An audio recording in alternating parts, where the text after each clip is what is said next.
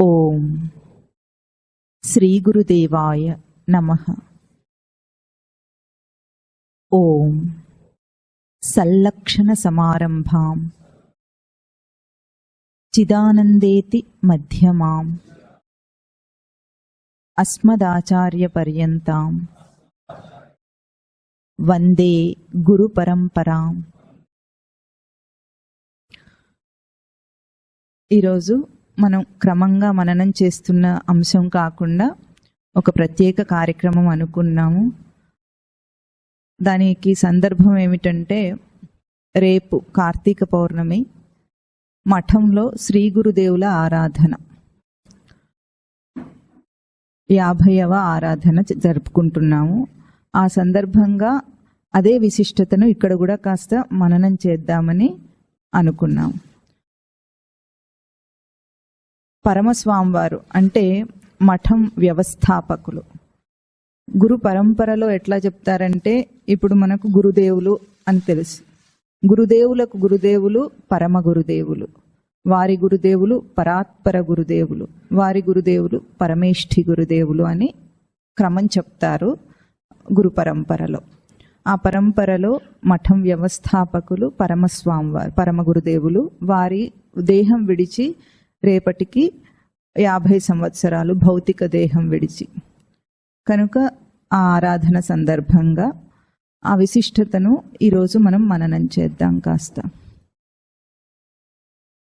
పరమ గురుదేవులు, వారికి ప్రత్యేకించి గురువు అని ఎవరూ లేరు. వారు సొంతగానే శాస్త్రాన్ని బాగా పరిశోధన చేసి, వారి జిజ్ఞాసతో, వారి పరిశోధనలోనే తత్వాన్ని, అంటే శాస్త్రాల్లోనే ఉన్న తత్వాన్ని అంతా కూడా సారాన్ని గ్రహించారు. ఆ సారమే మఠానికి ఒక బీజ రూపంలో అందించారు వారు. అంటే వారికి శాస్త్రం బాగా పరిచయం చేసుకున్నారు. అన్ని ఉపనిషత్తుల్లో అన్నిటినీ కూడా బాగా పరిచయం చేసుకుని ఒక బీజాన్ని అందించారు. అయితే ఒక ఉదంతం ఏమిటంటే, పరమ గురుదేవులు రమణ మహర్షుల వారిని కలిశారట. కలిసినప్పుడు 2 ప్రశ్నలు అడిగారు వారిని. ఏమిటంటే, భారతంలో ధర్మరాజు ఉన్నాడు కదా, ధర్మరాజు నరకానికి వెళ్ళాడని చెప్తారు. అంత ధర్మంగా బ్రతికిన వాడు నరకానికి ఎందుకు వెళ్ళారని అడిగారట. అప్పుడు రమణ మహర్షి వారు చెప్పిన సమాధానం ఏమిటంటే, ధర్మరాజు నరకానికి వెళ్ళాడో స్వర్గానికి వెళ్ళాడో ముందు నీవెవరో తెలుసుకో అన్నారట. ఇది మొదటి ప్రశ్న. రెండవ ప్రశ్నకు అడిగింది ఏమిటంటే, కేవలం నామమంత్ర జపం చేత జీవుడు తరిస్తాడా అని అడిగారు. అప్పుడు రమణ మహర్షి వారు తప్పకుండా అన్నారు. ఈ 2 సమాధానాలు ఆ ఉదంతం తప్ప వేరుగా ప్రత్యేకించి గురువులు ఎవరు లేరు పరమ గురుదేవులకు. వీటి ఆధారంగా పరమ గురుదేవులు చేసిన శోధన, వారి తత్వశాస్త్ర పరిశోధన సారమంతా కలిపి మఠానికి ఇచ్చిన బీజం ఏమిటంటే, ఆత్మయే సత్యం, జగత్తు లేదురా వాస్తవంలో అని ఘంటాపదంగా చెప్పేవారు. ఘంటాపదంగా ఎట్లా చెప్పారంటే, ఆ చెప్పటంలోనే జగత్తు లేదు అనకుండా జగత్తు లేదురా వాస్తవంలో, ఆ చెప్పటంలో ఎంత దాఢ్యత, దృఢత్వము, ధీరత్వం కనిపిస్తుంది. ఎందుకంటే జగత్తు లేదంటే కనిపిస్తున్న జగత్తును లేదనాలంటే, కానీ సత్యం అదే. సృష్టిలో ఈ సర్వశాస్త్రాలు బోధించేదంతా కూడా ఏమిటి? ఆత్మయే సత్యం అంటే తన సచ్చిదానంద స్వరూపమే సత్యం. మిగతా కనిపించేదంతా కూడా మిథ్య, అంటే లేని దాన్ని చూస్తాడు జీవుడు. ఇదంతా మనం చూస్తున్నది ఉన్న జగత్తు కాదు, లేని జగత్తు, దాన్ని చూస్తున్నాం. కనుక ఆత్మయే సత్యం, జగత్తు లేదురా వాస్తవంలో అని వారు తత్వదృష్టి అన్న పేరుతో మఠానికి అందించిన బీజం అది. ఆ వాక్యాలనే ఇప్పుడు మఠంలో కూడా ఎట్లాగూ ఒక పాదుక ఏమో ఆత్మయే సత్యం అని గురుదేవుల పాదుక, ఇంకొక పాదుక ఏమిటి జగత్తు లేదని తత్వదృష్టి అని ప్రతిష్ఠ చేసుకున్నాం మఠంలో. ఇది వారు అందించిన బీజం. ఇది ఎంత సారవంతమైన గొప్ప పొటెన్షియల్ బీజం అంటే, ఆ రోజు నుండి ఆ తత్వదృష్టి అనేది ఇప్పటిదాకా నిలిచి ఉంది. ఎట్లాగంటే వారికి ఒక తపన ఉండేది గురుదేవులకి. ఏమిటంటే శాస్త్రాలన్నిటినీ కూడా ప్రసిద్ధార్థాలతో తప్పుగా వ్యాఖ్యానం చేశారు లోకంలో. వేదాలకు కూడా తప్పుడు వ్యావహారిక సత్తా దృష్టి అంటారు దాన్ని. అంటే లౌకిక అర్థాలతో సంస్కృత భాషనంతా కూడా లౌకిక అర్థాలతో తప్పుగా వ్యాఖ్యానం చేశారు. ఆ వ్యాఖ్యానాలన్నీ ఏమైపోయినాయి? పాపులర్ అయిపోయినాయి, అంటే ప్రసిద్ధమైనవి. ఆ ప్రసిద్ధమైన వ్యాఖ్యానాలతోనే అందరు అర్థాలే చెప్పుకుంటున్నారు. కానీ అటువంటి అర్థాలు వేదాలలో శాస్త్రాలలో ఉండవు. తప్పుగా అర్థం చేసుకున్న పండితుల పాండిత్య దోషం కానీ అది శాస్త్రాల దోషం కాదు అని వారికి చాలా ఉండేది.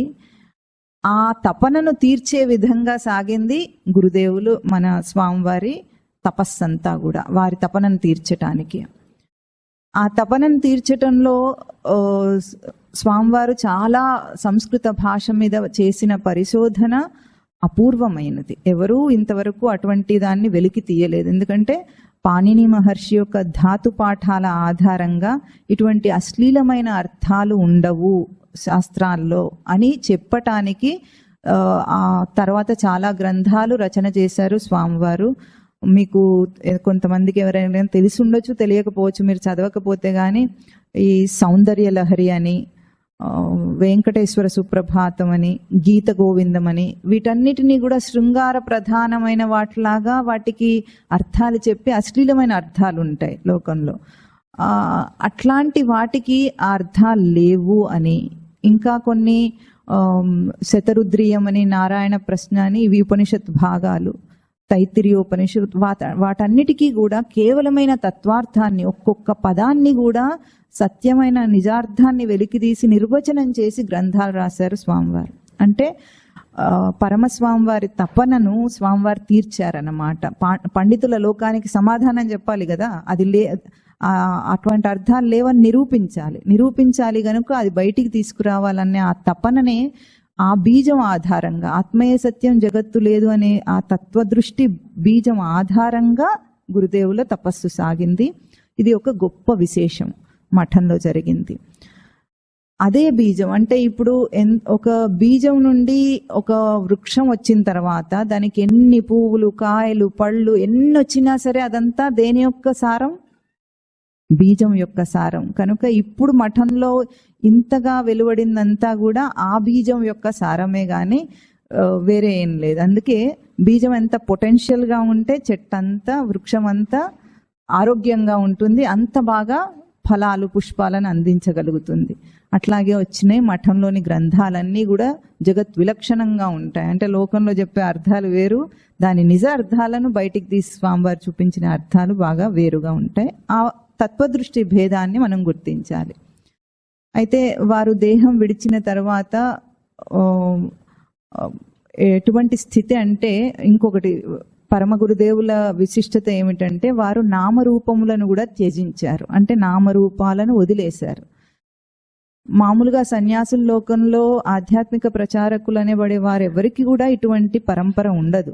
ఏదో ఒక యోగ పట్టా అని చెప్తారు వాళ్ళకంటే, ముందున్న పేరు కంటే వేరొక పేరు, సన్యాసించినప్పుడు ఇంకొక యోగ పట్టా ఇస్తారు, దానితోనే వ్యవహారం చేస్తూ ఉంటారు.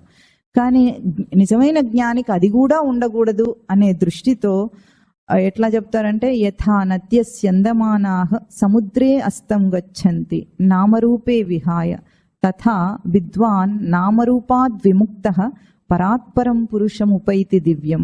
అంటే ఎట్లాగైతే నదులన్నీ కూడా ఎక్కడికి చేరుతాయి? సముద్రంలోకి చేరుతాయి. సముద్రంలోకి చేరిన నదులన్నిటికీ వాటికి ప్రత్యేకమైన పేరు, గుర్తింపు ఉంటుందా? నేను గంగా నది నీటిని, నేను గోదావరి, నేను సరస్వతి అని ఉండదు. దాని నామరూపాలను విడిచేసి సముద్రాన్ని చేరుకుంటుంది. అట్లాగే తథా విద్వాన్ నామరూపాద్ విముక్తః పరాత్పరం పురుషముపైతి. అట్లాగే జ్ఞాని అయిన వాడు ఏం చేస్తాడు? ఈ నామరూప భౌతిక గుర్తింపులన్నిటినీ విడిచేసి ఏ సచ్చిదానంద పరబ్రహ్మతత్వము సృష్టి అంతా వ్యాపించి ఉందో దాంట్లో లీనమైపోతాడు, కలిసిపోతాడని చెప్తుంది ఉపనిషత్ మంత్రం. అదే పరంపరలో పరమ గురుదేవులు నామరూపాలను త్యజించారు. ఇక ఫోటోలు, విగ్రహాలు పెడితే కూడా అది కూడా నామరూపాలకు చిహ్నమే కదా. మనిషి ఫోటో పెట్టుకున్నా, విగ్రహం పెట్టుకున్న అర్థం ఏమిటి? నామరూపాలు పెట్టినట్టే మళ్ళీ. కనుక మఠంలో అటువంటి గుర్తింపులు ఏమీ లేవు. కానీ స్వామివారికి వారు పరమగురుదేవులు దేహం విడిచిన తర్వాత తపన ఉండేది, ఏదో ఒక రూపంలో ఈ వ్యవస్థాపకుల చిహ్నాన్ని ఉంచాలి అని. దానికి 12 సంవత్సరాలు కాలం అట్లాగే గడిచిపోయిందట. ఆ తరువాత స్వామివారు రామాయణ తత్వం పుస్తకం గ్రంథ రూపంలో రచన చేస్తూ ఉన్నప్పుడు రామాయణంలో ఒక ఉదంతం ఏమిటి, భరతుల వారి ఉదంతం. భరతుడు ఏం చేశాడు, రాముని పాదుకలను తీసుకొచ్చి అయోధ్య సింహాసనం మీద ప్రతిష్ఠించి పాదుకలే పాలన చేస్తాయి అయోధ్యను అని చెప్పాడు. ఈ ఉదంతం యొక్క ప్రేరణతో, దాని మననంలో, ఆ అనుభూతిలో స్వామివారు ఆ ప్రేరణతో గురుదేవుల పాదుక ప్రతిష్ఠ చేశారట. ఇప్పటికీ ఆ తత్వపాద కమలములే మఠాన్ని పాలన చేస్తున్నాయి. అదే మూలమైన గురుస్థానం కనుక రేపు అక్కడ గురు పాదుక పూజ కూడా జరుగుతుంది 10:30కు. అట్లా జరిగిన తర్వాత ఈ రమణ మహర్షి వారు చెప్పిన ఆ 2 సమాధానాల ఆధారంగా, ఒకటేమిటి, ఏ పురాణంలో ఎవరేమయ్యారో మనకదంతా తర్వాత సంగతి, ముందు తానెవరో తెలుసుకొని తర్వాత పురాణాన్ని తెలుసుకో, తర్వాత భగవంతుని తెలుసుకో, ఇంకేదన్నా తెలుసుకోవాలి. అది రమణ మహర్షి వారి మూల బోధ అన్నమాట. కనుక ఆత్మ అంటే ఏమిటి, తన స్వరూపం. తన స్వరూపం ఏమిటో తెలుసుకోవాలి. అట్లాగే మంత్రం చేత జీవుడు తరిస్తాడు. ఈ 2 సమాధానాలు వారు చెప్పారు కనుక ఆ మంత్రం ఎట్లా ఉండాలి, ఇప్పుడు తాను తరించేటట్లుగా. అంటే అసలు మంత్రం అంటేనే, మంత్ర శబ్దానికి అర్థం ఏమిటి, మననాత్రాయతే ఇది మంత్ర. మననం చేస్తే తరింపజేసేది మంత్ర శబ్దం. మంత్రం అంటే మననం చేస్తే తరించాలి. అయితే లోకంలో అందరూ మంత్రాలు ఉంటాయి కదా, దేవుళ్ళందరికీ మంత్రాలు ఉంటాయా లేదా, అష్టోత్తర శతాలు ఉంటాయి, సహస్రనామాలు ఉంటాయా, మీరు వినే ఉంటారు బాగా. ఎంతమంది దేవుళ్ళు ఉన్నారో అందరికీ అన్నీ ఉంటాయి, అవి ఉన్నాయి. మరి ఇన్ని మంత్రాలు ఉండగా, ఇంత వైవిధ్యమైన పూజా విధానం మన హిందూ ధర్మంలో ఉండగా దాన్ని భ్రష్టు పట్టించారు లోకంలో జనాలు. ఎందుకంటే జపం అంటే అర్థం ఏం చెప్తారు చెప్పండి, మీకు తెలుసా జపం అంటే ఏమిటి? 108 టైమ్స్ మంత్రం చెప్పటం, మాల తిప్పటం, అంతేనా? అంటే జపం అంటే మరల అదే మంత్రాన్ని చెప్పటం అని అనుకుంటారు. కానీ శాస్త్రం అట్లా చెప్పలేదు. పతంజలి మహర్షి యోగ సూత్రాల్లో ఏం చెప్పారు, జపస్తదర్థభావనం. అంటే ఏ మంత్రాన్ని పలుకుతున్నావో దాని అర్థాన్ని మననం చేయటం జపం అంటారు. మన వాళ్ళు ఏం చేశారు, ఒక మాల తిప్పుతావా, సగం మాల తిప్పుతావా లేదా, అయిపోయింది. ఏమంటుంటే గిరగిరా తిప్పేయాలి, మేరుపూసి వస్తుంది కదా, అప్పుడు సంతోషం, వీడికి అయిపోయింది, చేయాల్సిన పని అయిపోయింది, మాల తిప్పటం జపం అయిపోయింది. మరి ఎందుకు అట్లాంటివన్నీ చెప్తారంటే, ఇప్పుడు చిన్న పిల్లవాడు ఉన్నాడు అనుకోండి, ఇప్పుడే స్కూల్లో చేర్చాము వాడిని, వాడు ఇంట్లో ఏమో బాగా తిరగటం బాగా అలవాటైంది, 1 గంట సేపు కూడా కూర్చోడు నిలకడగా. అప్పుడు వాడిని కూర్చోబెట్టాలంటే వాడికి ఒక యాక్టివిటీ ఇవ్వాలి కదా, ఇస్తే సరే అని అదేదో చేసుకుంటూ 1 గంట సేపు కూర్చుంటాడు. నర్సరీ పిల్లలు అట్లాగే కూర్చుంటారు కదా. అట్లాగే మనిషి బయట విచ్చలవిడిగా తిరుగుతాడు కదా, ఈ విచ్చలవిడిగా తిరిగే ప్రవర్తన నుండి వాడిని ఆధ్యాత్మికం వైపు మరలించాలంటే ఏదో ఒక యాక్టివిటీ ఇస్తే వాడు మరలుతాడని ఇట్లాంటి జపము అనే ఆధారాన్ని చూపించి వాడిని కాసేపు కూర్చోబెడితే ఆ తర్వాత వాడికి కూర్చోవటం అభ్యాసం అవుతుంది. ఇప్పుడు నర్సరీలో కూర్చోబెట్టిన తర్వాత ఏం చేయాలి, పాఠాలు నేర్చుకోవాలి. కూర్చోవటం కాదు, మనకు కావాల్సింది ఏమిటి, తర్వాత పాఠాలను నేర్చుకోవడానికి వాడికి ఒక నిలకడ కావాలి. నిలకడ వస్తే ముందు 1 గంట సేపు కూర్చోవడం అలవాటైతే తర్వాత చెప్పేది వింటాడు. కూర్చోవడమే రాకపోతే ఎట్లా వింటాడు? అట్లాగని అభ్యాసం చెప్పింది. కానీ అంత మాత్రం చేత జపం అనేది తక్కువ చేసింది కాదు, తక్కువ విలువైంది కాదు, చాలా విలువైంది. కానీ ఎట్లా, జపస్తదర్థభావనం. ఏ మంత్రాన్ని మనం చెప్తూ ఉన్నామో ఆ మంత్రం యొక్క అర్థాన్ని భావన చేయటం, మననం చేయటం జపం. అప్పుడు ఆ మననం, ఏ మననం మనం చేస్తామో అర్థము, ఆ అర్థం మనం తరింపజేస్తుంది. అర్థం తెలియకుండా, ఏం తెలియకుండా లోకంలో ఇలా నేను రామకోటి రాస్తున్నానండి, ఏం కాలేదంటే, నువ్వు రాసేది రామకోటి అంటున్నావు కానీ ఎప్పుడైనా హనుమంతుడు ఎన్నిసార్లు రామనామం జపం చేశాడో లెక్క పెట్టుకున్నాడా? ఎన్ని కోట్లు చేస్తుంటాడు? ఇప్పటికీ చేస్తూనే ఉంటాడట. ఎన్ని కోట్లైనా ఉంటాయి ఇప్పటికీ? లెక్క లేదు. లెక్క పెట్టుకోవడం ఏమిటి? భగవంతుని నామానికి లెక్క ఏమిటి చెప్పండి? అక్కర్లేదు. అటువంటిది వీళ్ళు ఏం చేస్తారు, గబగబా ఉపదేశం తీసుకున్న తర్వాత ఒక మాల చేయమన్నారు రోజు. గబగబ తిప్పేటప్పుడు కూడా ఏం ఆలోచిస్తుంటాడో ఏం పాడో. నోటికైతే అంటూ ఉంటుంది మంత్రం, కానీ మనసు ఎక్కడుందో ఏమైందో. అట్లా చేసేది జపం కాదు. జపస్తదర్థ భావనం.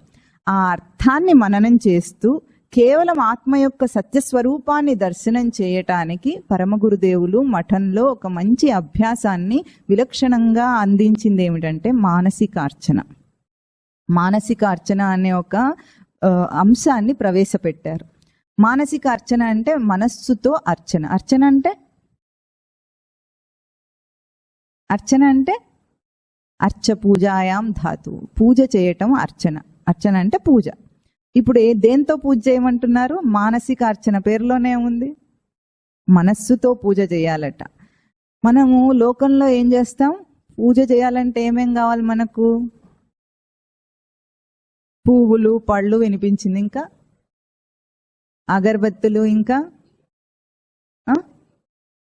దీపాలు చాలా ఉన్నాయి. మీ దగ్గర స్పష్టంగా వినిపించట్లేదు, కానీ అందరికీ తెలిసినవి ఇవన్నీ. కానీ అసలు పూజ చేయడానికి కావాల్సింది ఏమిటి? మనస్సు. ఆ మనస్సును ఒక్కదాన్నే పక్కన పెట్టి మిగతా అన్నిటితో పూజ చేస్తాడు వీడు. అంతేనా? అందరు అదే చేస్తారు కదా లోకంలో. మనస్సు ఒక్కటే అక్కడ ఉండదు. ఎక్కడ ఉంటుంది? పూజ ఏర్పాట్లలో ఉంటుంది. ఇప్పుడు అయ్యప్ప పూజ చేస్తారు అందరూ. అది ఎట్లా చేస్తారు? పూజలా చేస్తారా, పెళ్లిలా చేస్తారా? చెప్పండి. జరుగుతోందా లేదా? లోకంలో ఏదో పెళ్లి రిసెప్షన్ చేసినట్టు పూజ చేస్తారు. గోల తప్ప ఇంకేముండదు అక్కడ. పూజ అంటే గోల కాదు, ప్రశాంతత. పూజ చేస్తే ప్రశాంతతను పొందాలి.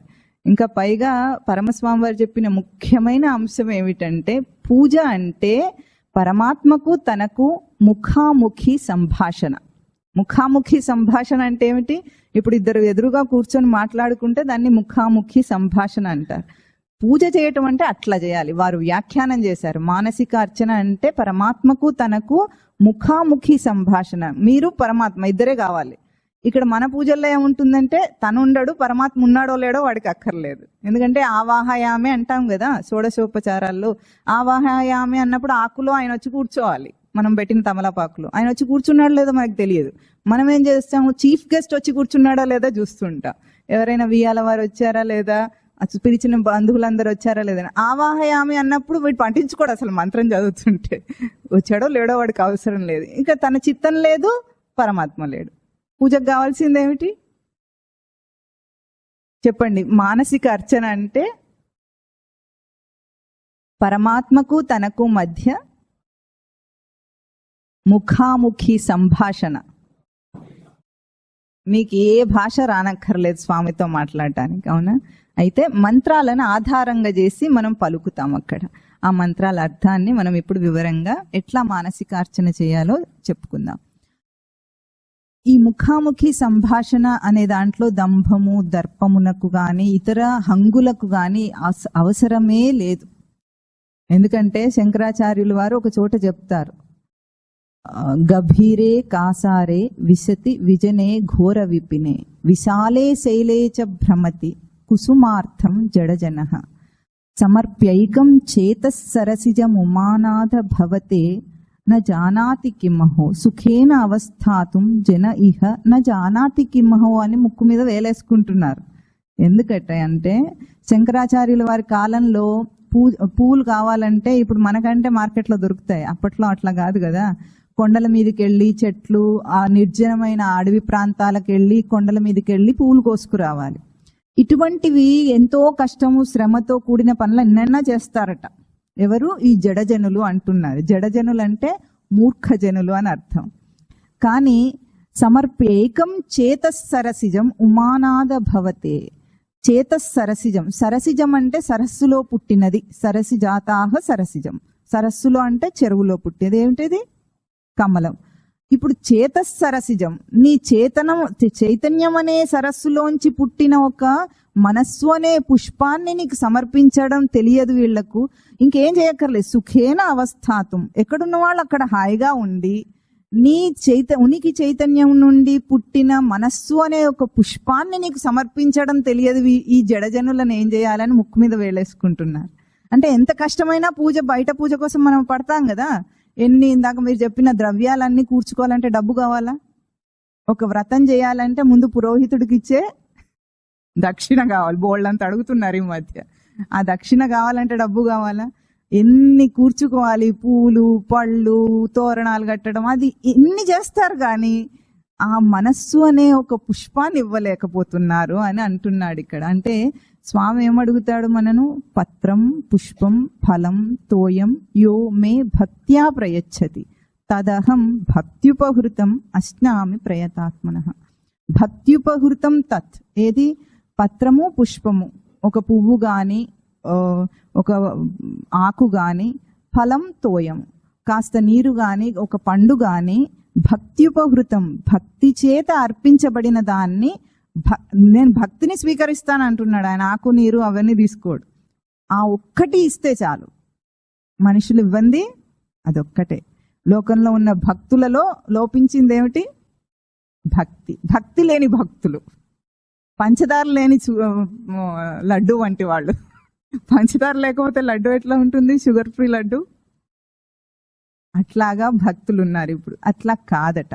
ఇప్పుడు పువ్వు అంటే మనము తెలుగులో పువ్వు అంటాం, దానికి సంస్కృత పదం పుష్పం, అంతే కదా? పుష్పాలు అంటారు కదా. ఆ పుష్పం అంటే పుష్ప వికసనే ధాతువు. వికసించిన బుద్ధి, వికసించిన మనస్సును సమర్పించాలి. అదొక్కటి చాలు మానసికార్చన చేయటానికి. మీకు అందరికీ కూడా అది ఉందా? నిలుపుకుంటారా? ఇప్పుడు మానసికార్చన అనేది మీకు ఒక అభ్యాసంగా ఇవ్వాలనుకుంటున్నాడు వీడు. రోజు ఉదయాన్నే ఎట్లా నియమబద్ధంగా చేయాలో ఈరోజు ఈ మంత్రాలన్నీ మనం చెప్పుకుందాము. చెప్పుకున్న ప్రకారంగా ఒక అరగంట సేపు. అందరూ ఎన్నిటికి లేస్తారో? మీరు ఎన్నిటికి లేస్తారు? 5, 6, 7, 8. 8 అయితే కుదరదు, ఫ్యాక్టరీకి వచ్చేయాలి కాబట్టి. అవునా? సరే, ఎప్పుడెప్పుడు ఎవరెవరు లేస్తున్నారు? ఆదర్శవంతంగా ఆధ్యాత్మిక సాధకుడైతే 4:30కు లేవాలి. ఒకవేళ మీ దైహిక శ్రమను బట్టి మీరు లేవలేకపోతే ఎవరెవరు ఎప్పుడు లేస్తున్నారో అంతకు అరగంట ముందు లేవండి. లేచి స్నానాలు చేస్తారుగా, చెప్పాలా? లేచి మీరు అందరు స్నానాలు చేస్తారు కనుక స్నానాలు చేసి శుచి అయి, తాను శుచిగా ఉండి శుచి అయిన ప్రదేశంలో కూర్చోవాలి.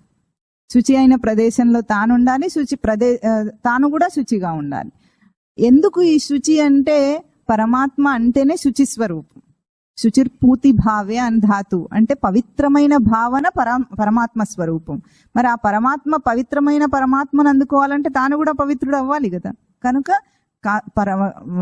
పవిత్రంగా ఉండి, ఇంకొకటి చెప్పమంటారా ఒక నియమాన్ని?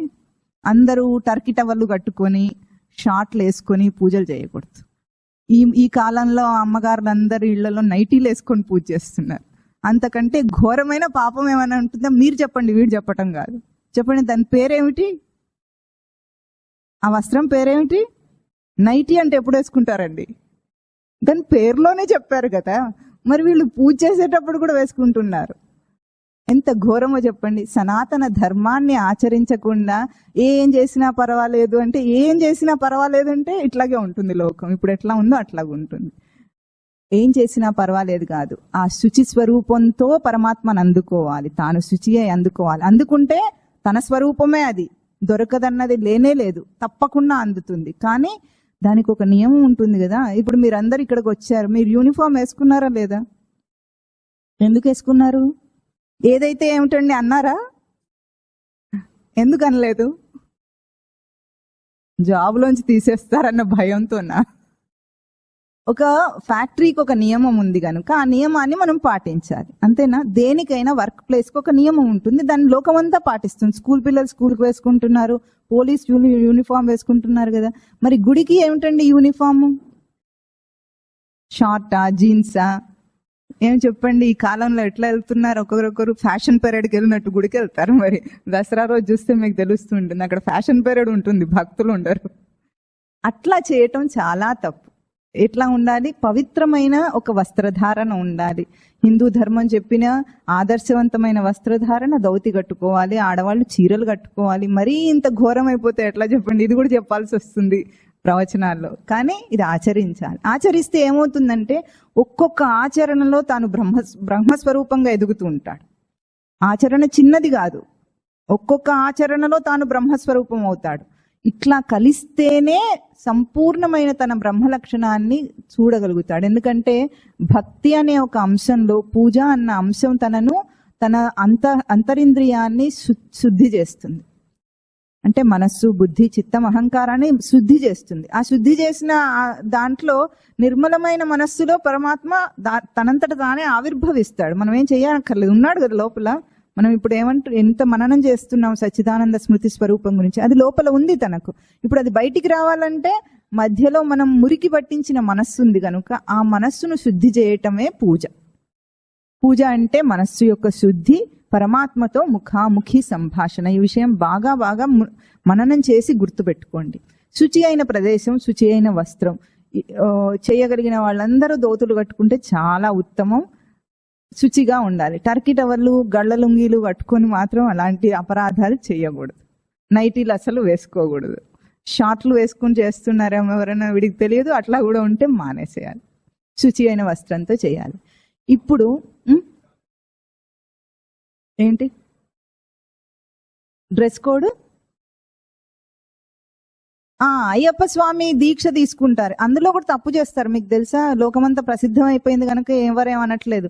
అడ్డపంచ కట్టుకోవటం అయ్యప్ప దీక్షలో తప్పు, సనాతనంగా ఉన్నది. ఇప్పుడు అయ్యప్ప స్వామికి అడ్డపంచ కట్టారా, ధోతి కట్టారా చెప్పండి? మరి మనం కూడా ధోతి కట్టుకోవద్దు. దాన్ని సారూప్య భక్తి అంటారు. సారూప్యం అంటే ఏమిటంటే పరమాత్మ స్వరూపం ఎట్లా ఉందో నేను అట్లా ఉంటాను అని. ఏ దేవుడికైనా మనం ఇంతవరకు జీన్స్ ప్యాంట్ ఇంకా అంత అగత్యం రాలేదు. జీన్స్ ప్యాంట్లు వేసారా మన వాళ్ళు?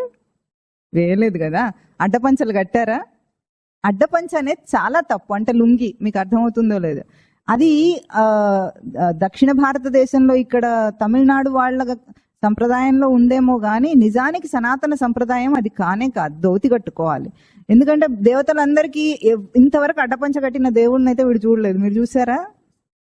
మరి అందుకే ధోతి కట్టుకోవాలి. కనీసము ఇప్పుడు బయటికి మీరు తిరగలేకపోయినా, మీకు బెరుకుగా ఉన్నా, సమాజం ఒప్పుకోదనుకుంటే, మీకు బెరుకు ఉంటే, సమాజం ఏమన్నది నిజానికి బెరుకు ఉంటే, పూజ వేళ, పూజ అంటే ఏమిటంటే మనం ఎదగటానికి మొట్టమొదటి మెట్టు మనం శుచి అవ్వటానికి. కనుక అదన్నా సరిగా చేయాలి. సరిగా చేసి రేపు మఠంలో కూడా వీలైన వాళ్ళందరూ కూడా 10:30కి పాదుకా పూజ వేళకు వస్తే అసలు పూజా విధానం ఎట్లా ఉంటుందో చాలా స్పష్టంగా చూడొచ్చు. ఎందుకంటే మనం అంతా చెప్పుకుంటుంది అద్వైతం కదా. ఇక్కడ మనం మననం చేస్తుంది, మఠంలో చెప్పేదంతా అద్వైతమే.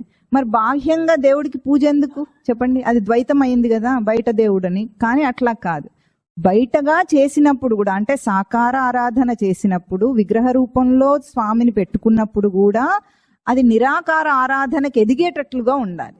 అంత పద్ధతి ప్రకారంగా మఠంలో సామాన్యుల కోసమే అది ప్రవేశపెట్టారు. నిజానికి మఠం చెప్పే బోధకు విగ్రహ రూపాలు అక్కర్లేదు, సాకార రూపం అక్కర్లేదు. కానీ సామాన్యుడు ఎక్కడి నుండి మొదలవుతాడు? విగ్రహ రూపం నుండి ఆధారంగా చేసుకొని ఎదుగుతాడు. పరమాత్మ అంటే లోపల సచ్చిదానంద స్మృతిని దర్శనం చేసే అంత శక్తి అందరికీ ఉండదు. అందరూ మన హిందూ ధర్మంలో ఒక దేవతామూర్తిని పెట్టుకోవటం, పూజ చేయటం ఉంది. అది తప్పు కాదు. కానీ ఎట్లా చేయాలి? సరిగ్గా చేయాలి.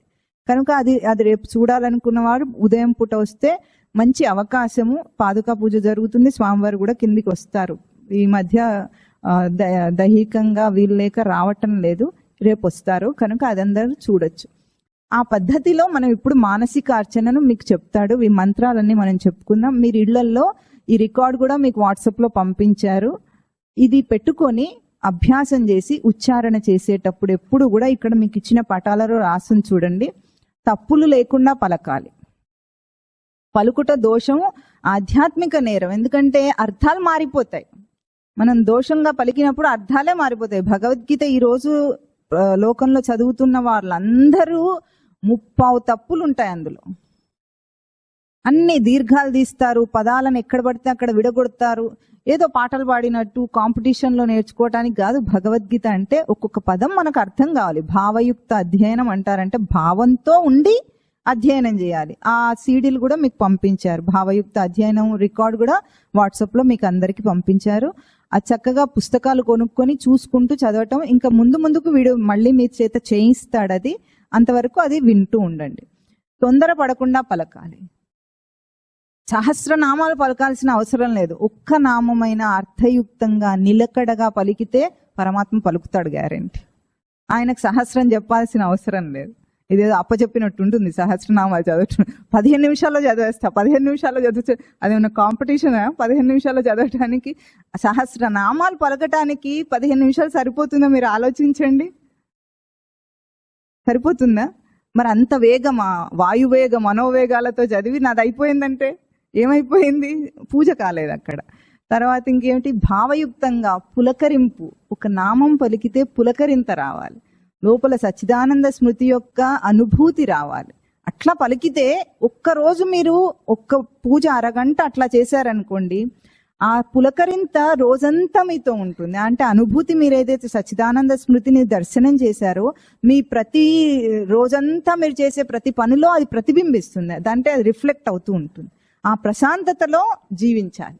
అది ఆధ్యాత్మికంగా జీవించటం. అది మనం మరణించటానికి కాదు, మన జీవితం అంటేనే జీవించి ఉండటం. ఎట్లా? ఆధ్యాత్మికంగా జీవించాలి. ఉచ్ఛ్వాస నిశ్వాసలతో జీవితం మరణం అది. ఎందుకంటే చచ్చేదే కదా, ఎప్పుడు ఆగుతుందో తెలియదు ఈ శ్వాస. కానీ ఆధ్యాత్మిక స్ఫురణ ఎరుకతో జీవిస్తే అది నిత్య జీవితం అవుతుంది. దేహం పోయినా నేనుంటా అని మీరు అందరు అనగలరా? చెప్పండి. ఇంతవరకు విన్నారు, దేహం పోయినా నేనుంటా అన్న ధైర్యం మీకు వచ్చిందా? గట్టిగా చెప్పండి. వస్తుంది. ఇప్పటిదాకా మీరు ఇంత దాకా విన్నారంటేనే మీలో జిజ్ఞాస పూర్ణంగా ఉంది.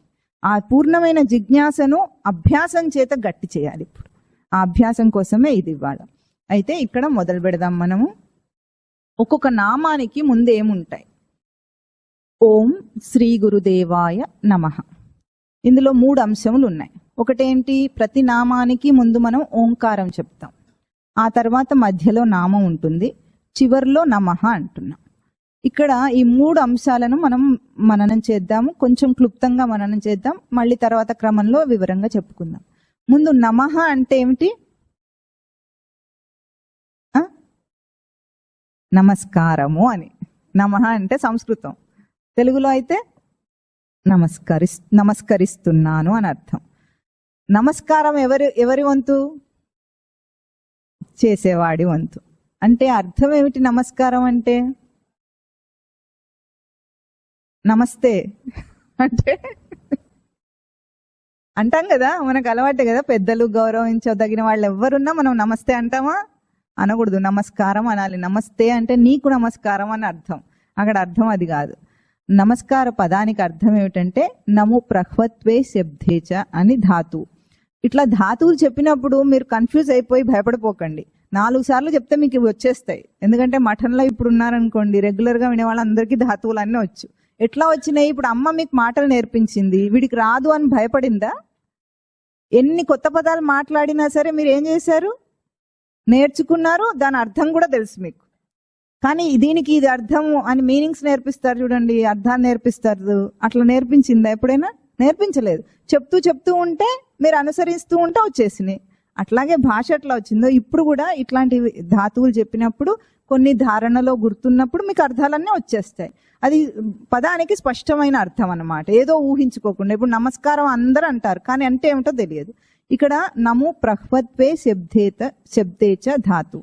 ప్రహ్వత్వం అంటే వినయం, శబ్దే అంటే వినయంని పలికిస్తున్నానని అర్థం అన్నమాట. వినయంను పలికిస్తున్నానంటే నేను నీకు ఒదిగి ఉంటాను. ఒదిగి ఉండటం అంటే అర్థమవుతుందా మీకు? నేను నీకు ఒదిగి ఉంటాను అని చెప్తున్నాం మనం ఎదుటి వారికి. నమస్కారము అంటున్నామంటే నా అభిమాన అహంకారాలను విడిచేసి నేను నీకు ఒదిగి ఉంటాను. దానికి నా వినయం అనే లక్షణం నాలో ఏదుందో దాన్ని నేను పలికిస్తున్నాను. శబ్దే అంటే పలికించటం. నమస్కారం చేస్తున్నామంటే ఇప్పుడు అర్థం ఏమిటి? వినయమును పలికిస్తున్నాను. చెప్పండి. ఇదే ఎక్కడ మీరు ఎవరికి నమస్కారం చేసినా, తల్లిదండ్రికి నమస్కారం చేసినా, పెద్దలకు నమస్కారం చేసినా, పరమాత్మకు నమస్కారం చేసినా, గురువుకు నమస్కారం చేసినా ఏమిటి అర్థము? నా అభిమాన అహంకారాలను విడిచేస్తున్నాను.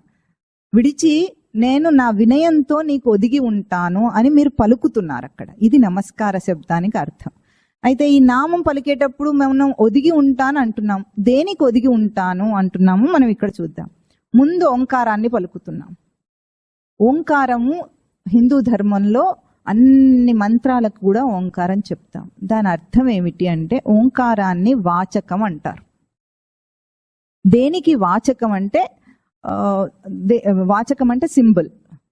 వాచకం దేనికంటే వాచ్యమైన పరబ్రహ్మతత్వమునకు వాచకం, సూచన.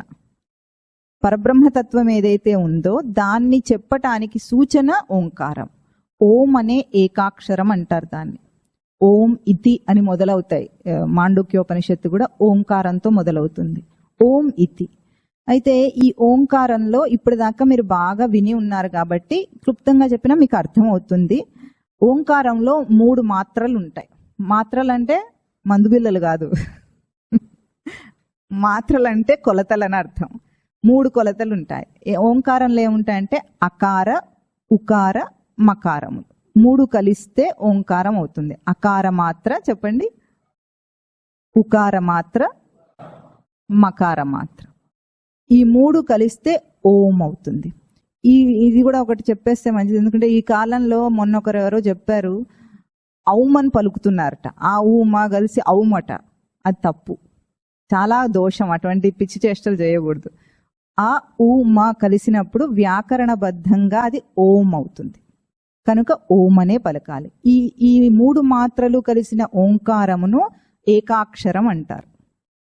ఈ ఏకాక్షరం యొక్క సూచన ఏమిటంటే అకార మాత్ర జాగ్రత్త అవస్థకు సూచన, ఉకార మాత్ర స్వప్నావస్థకు సూచన, మకార మాత్ర సుషుప్తి అవస్థకు సూచన.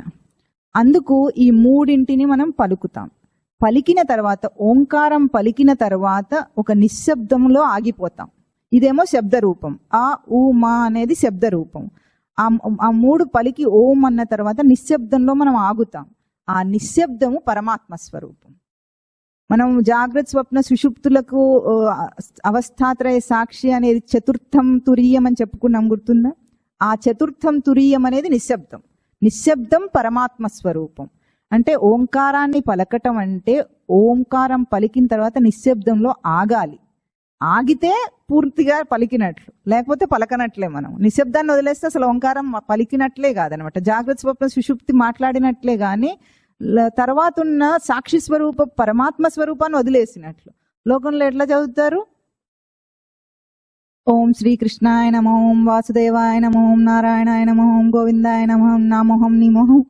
వచ్చిందా నామోహం నిమోహం అంటున్నారా? అంటే అక్కడ గ్యాపే లేదు. తిడుతున్నారో మాట్లాడుతున్నారో తెలియదు. మీరు కాదు పాపం, పురోహితులు అంటారు అట్లా. మీరేం చేయరు, మీకు తెలియనే తెలియదు కదా.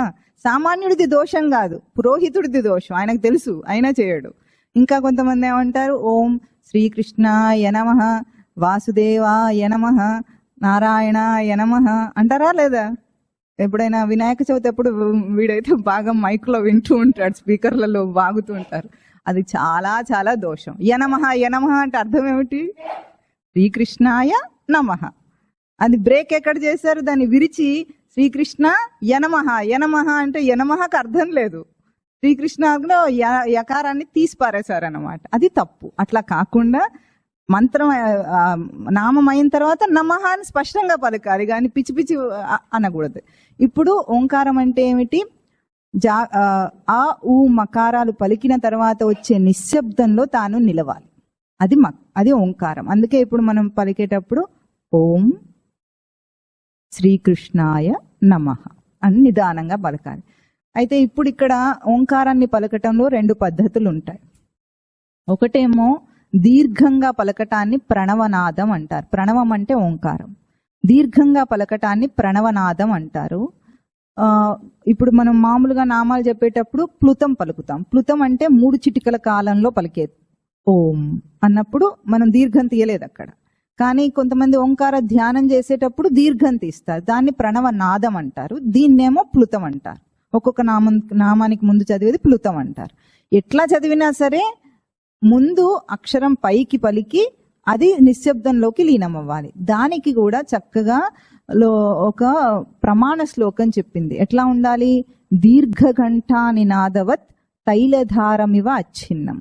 అంటే గంటం రోగిస్తాం మనం గుళ్ళో గంట ఎందుకు కొడతారండి? నేను వచ్చానని చెప్పడానికి అనుకున్నాడు వీడు అదే చెప్తారని. అది తప్పు. మనం వచ్చామని స్వామికి తెలుసు, మనం చెప్పాలేమిటి? నీ కుల గోత్రాలు ఆయనకు తెలియకనే నీకు తెలుస్తాయా? ఆయన మేలుకొని ఉన్నాడు, ఆయన ఎరుకతో ఉన్నాడు. నువ్వేం చెప్పకైనా అన్నీ ఆయనకు తెలుసు. అది కాదు గంట కొట్టడంలో అర్థం ఏమిటంటే, గంటం రోగించినప్పుడు ఎట్లా మోగుతుంది? కొట్టగానే పెద్దగా శబ్దం వస్తుంది. ఆ శబ్దం నెమ్మదిగా ఏమవుతుంది? క్రమంగా నిశ్శబ్దంలోనికి లీనమవుతుంది. గమనించారా? ఎక్కడ గమనిస్తాం? పడేలు పడేలని వాయించటమే తప్ప అది ఏం జరుగుతుందో మనకు తెలియదు. ఒక్కసారి గంటం రోగిస్తే మనకు అర్థమవుతుంది. ఎట్లాగో పెద్దగా మ్రోగుతుంది కొట్టగానే, తర్వాత అది నెమ్మదిగా డాంప్ డౌన్ అవుతూ ఉంటుంది, అంటే నిశ్శబ్దంలోకి లీనమవుతుంది. ఇక్కడ పెద్దగా కొట్టగానే వచ్చే శబ్దం ఏదుందో దాన్ని అకార మాత్ర అంటారు, జాగ్రత్త అవస్థకు సూచన. తర్వాత నెమ్మదిగా క్రమంగా నిశ్శబ్దంలోనికి లీనమవుతున్న దాంట్లో ఆ శబ్దాన్ని తర్వాత వచ్చే శబ్దాన్ని ఉకార మాత్ర అంటారు. ఏమిటది? స్వప్నావస్థ. పూర్తిగా కేవలం వైబ్రేషన్ ఉంటుంది మనకు, అది నిశ్శబ్దంలో లీనమైపోతున్న స్వరూపం సుషుప్తి అవస్థ, అది మకార మాత్ర. దీని తర్వాత గంట కొట్టిన తర్వాత ఏమవుతుంది? ప్రశాంతం అయిపోతుంది. ఆ నిశ్శబ్దం మళ్ళీ పరమాత్మ స్వరూపం. అందుకనే గంటం రోగించటం దానికోసం చేస్తాం. కానీ నేను వచ్చాను అటెండెన్స్ వేసుకోని కాదు అర్థం అక్కడ. ఇక్కడ ఇంకొక మాట ఏం చెప్పారు? తైలధారం ఇవ అచ్ఛిన్నం. తైలధారం అంటే ఇప్పుడు నూనె డబ్బా ఎత్తి మీరు నూనె వంపుతున్నారనుకోండి, ధార తెగకుండా పడుతుంది. నీటి ధార తెగుతుంది కానీ నూనె ధార ఎప్పుడు తెగదు. అట్లాగే ఓంకారం పలికేటప్పుడు ధార తెగకుండా నాదం పలకాలి. అది ఓంకారం పలకటానికి నియమం. లోకంలో ఇంకా ఇది నియమము. లోకంలో చేసే తప్పు మనం చెప్పుకోవాలి, ఎందుకంటే అందరూ అది గుడ్డిగా అనుసరిస్తూ ఉంటారు. ఇప్పుడు ఓంకార ధ్యానాలు చేసే వాళ్ళలో ఏం చేస్తారంటే ఓ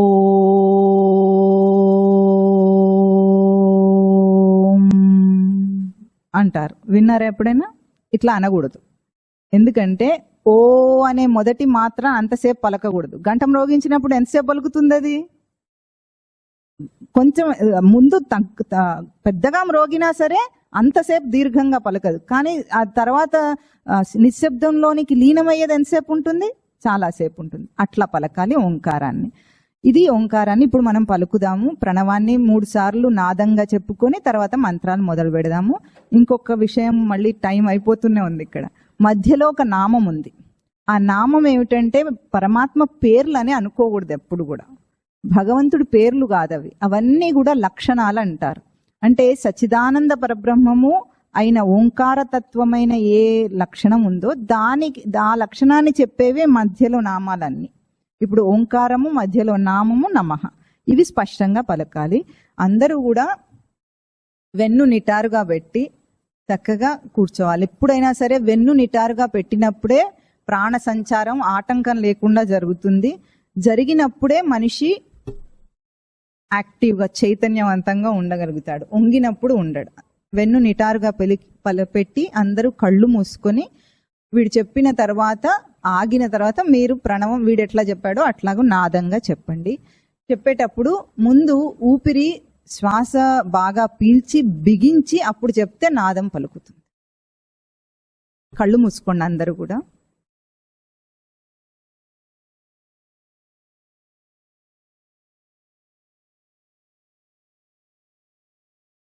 ఓం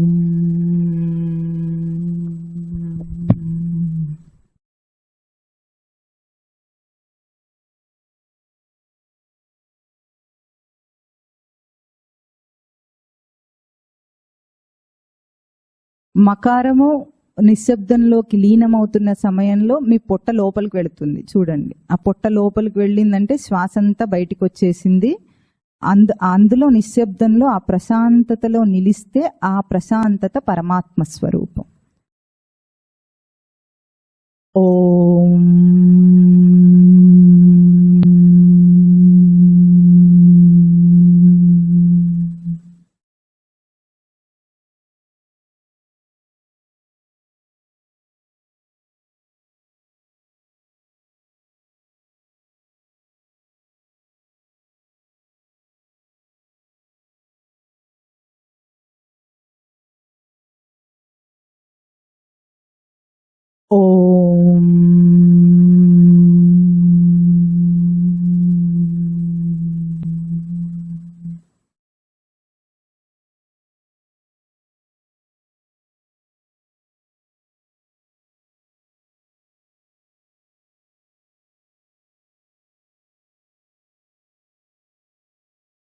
ఈ నిశ్శబ్దము 3 మాత్రల తరువాత వస్తున్నది కాదు, 3 మాత్రలకు కూడా ఆధారంగా ఉన్నది.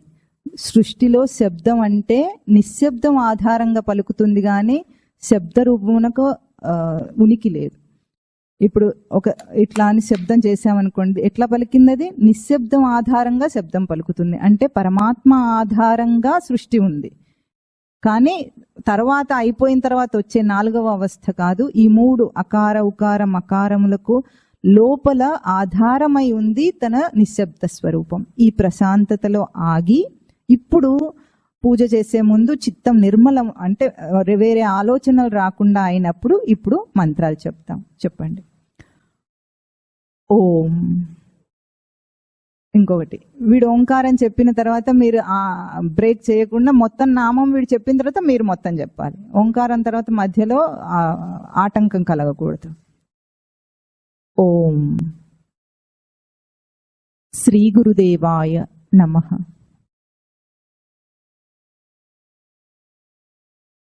ఇట్లా ప్లుతం పలికినప్పుడు కూడా 2 సెకండ్ల అక్కడ గ్యాప్ రావాలి, పాజ్ రావాలి. ఆపితేనే ఆ ప్రశాంతతను మీరు అనుభవిస్తారు. అందరూ పటాలను చూసి చదవచ్చు ఈ మంత్రాలు చదివేటప్పుడు, మీకు కొత్త కాబట్టి. ఓం. సల్లక్షణ సమారంభాం చిదానందేతి మధ్యమాం అస్మదాచార్య పర్యంతాం వందే గురు పరంపరాం. ఓం.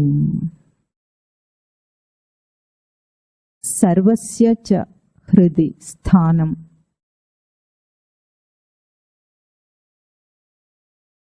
యస్య గురుం జగద్గురుం వందే గోపాలకృష్ణం తం కృష్ణం సాధు జగద్హితం. ఓం. ధ్యానమూలం గురోర్మూర్తిః పూజామూలం గురోః పదం మంత్రమూలం గురోర్వాక్యం ముక్తిమూలం గురోః కృపా.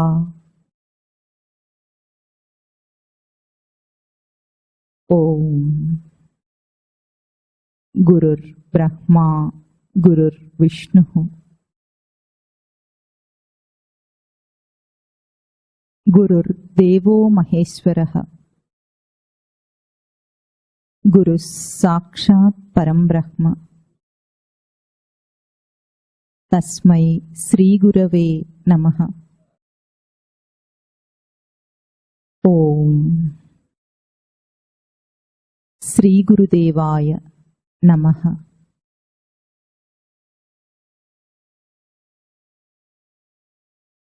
ఓం. లీలామానుష విగ్రహాయ నమః.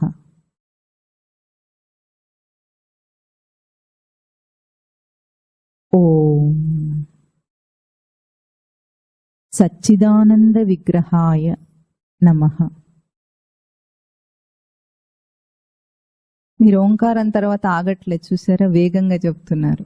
ఒక 2 సెకండ్లైనా ఆ వేగాన్ని ఆపాలి, మనస్సు వేగం అది. ఓం. కళంకరహితాయ నమః.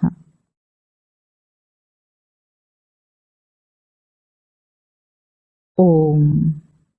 గీతామృత ఆస్వాద ఆనందాయ నమః.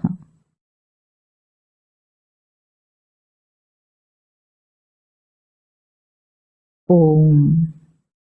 తత్వశాస్త్ర స్వరూపాయ నమః.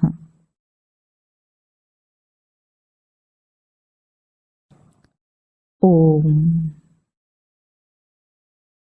తత్వసార నిధయే నమః.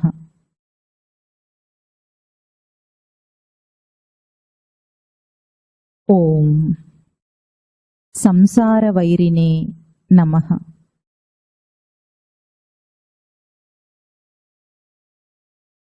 ఓం అభయాయ నమః.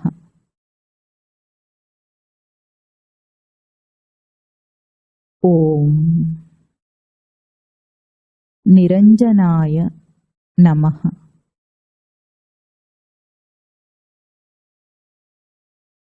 ఓం నిర్లేపాయ నమః.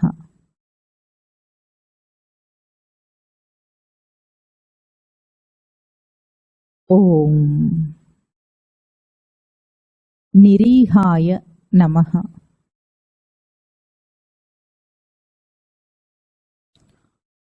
ఓం భవరోగస్య భేషజాయ నమః.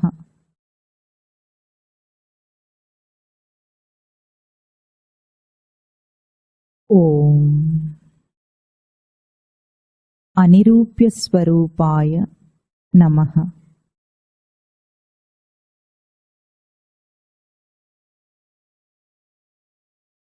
ఓం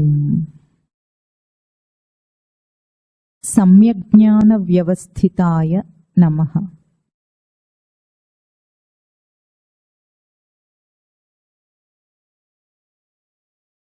ఓం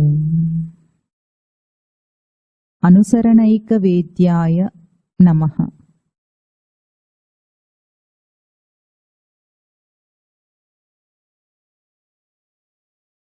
ఓం అనిర్దేశ్యాయ నమః.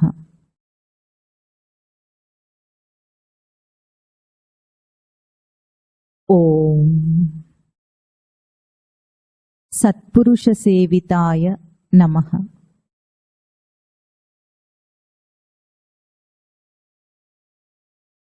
ఓం జగద్విలక్షణాయ నమః.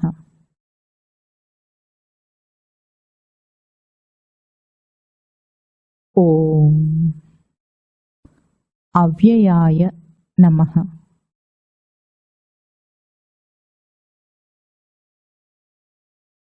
ఓం అవ్యక్తాయ నమః.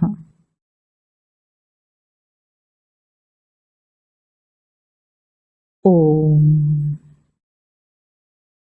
శ్రీకృష్ణాయ నమః.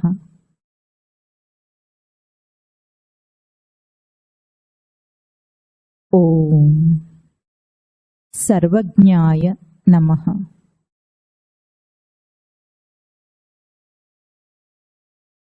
ఓం యోగినే నమః.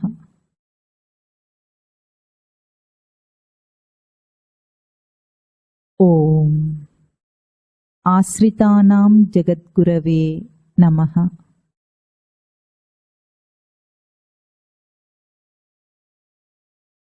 ఓం శ్రీ గురుదేవాయ నమః.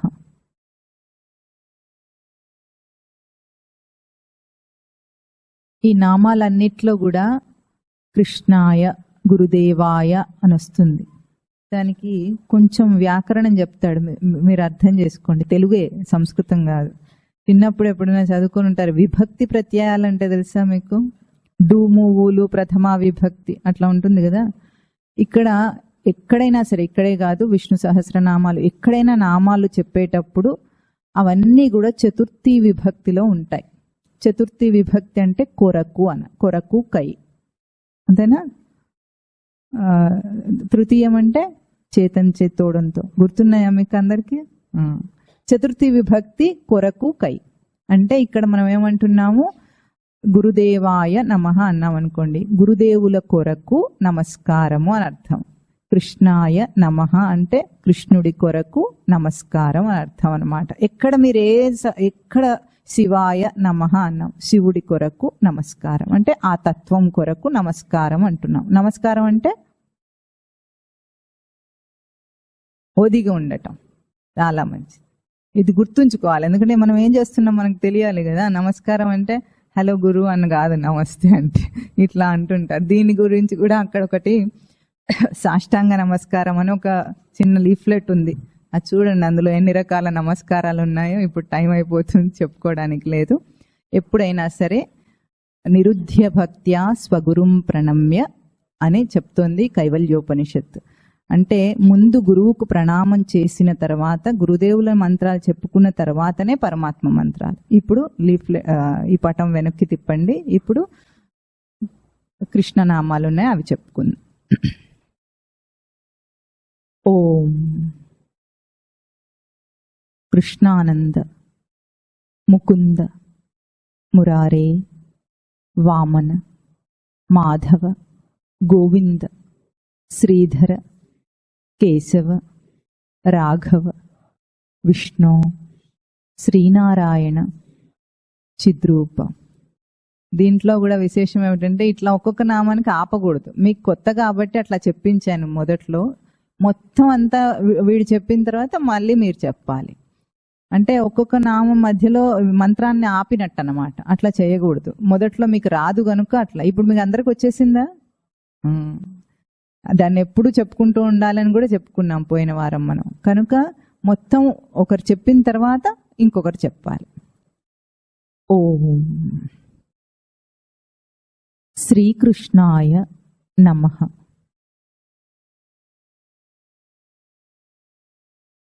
ఓం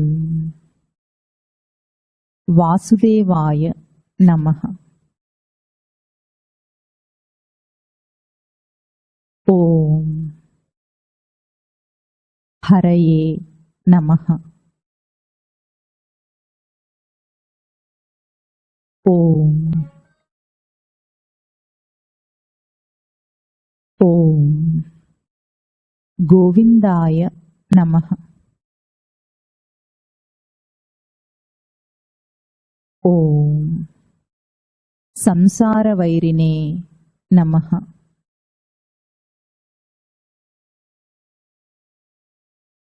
ఓం నారాయణాయ నమః.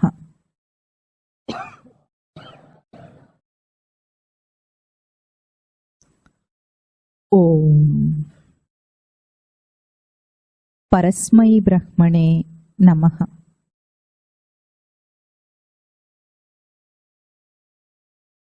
ఓం పరమపురుషాయ నమః.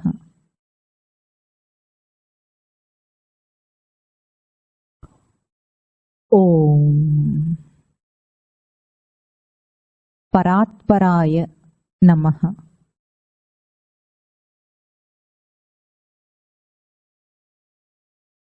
ఓం పరమేశ్వరాయ నమః.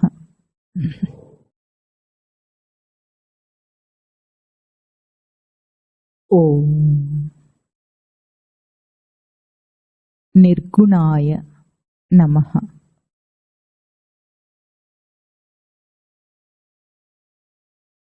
ఓం నిర్వికారాయ నమః.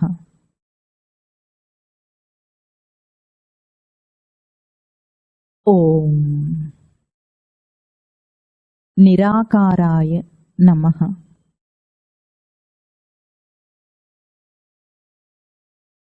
ఓం నిరంజనాయ నమః.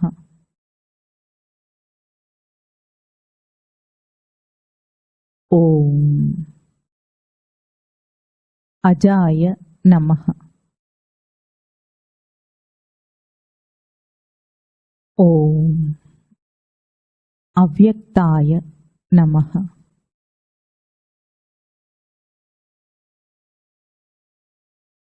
ఓం అవ్యయాయ నమః.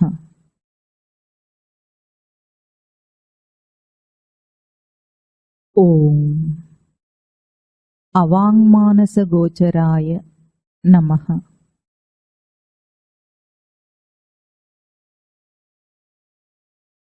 ఓం అనిరూప్యస్వరూపాయ నమః.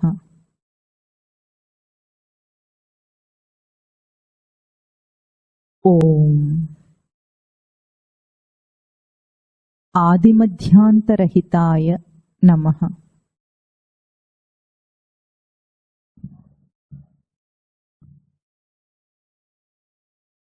ఓం వేదవేద్యాయ నమః.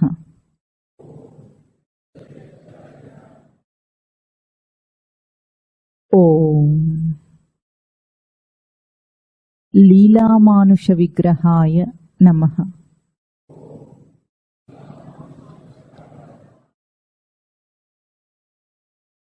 ఓం సచ్చిదానంద విగ్రహాయ నమః.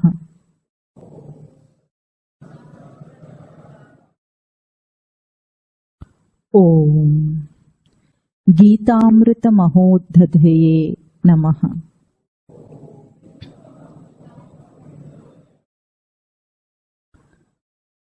ఓం గీతామృత మహోదధయే నమః.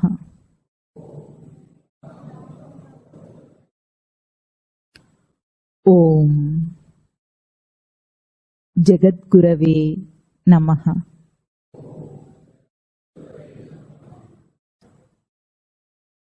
ఓం జగద్గురవే నమః.